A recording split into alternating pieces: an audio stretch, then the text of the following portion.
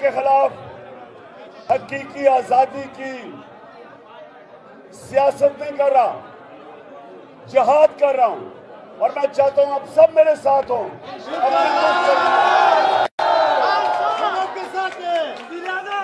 اور انشاءاللہ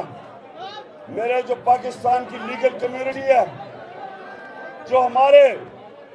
اس ملک کے وکلاء ہیں،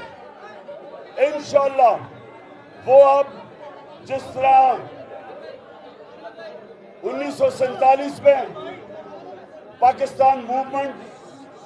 دو عظیم وکیلوں نے لیڈ کی تھی،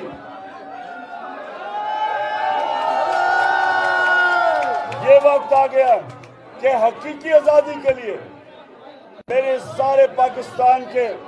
وکلاء کھڑے ہوں، رول آف لا کے لیے، انصاف کے لیے، اور یہ جو ڈاکو پیسے لوٹ کے باہر NRO کے لیے واپس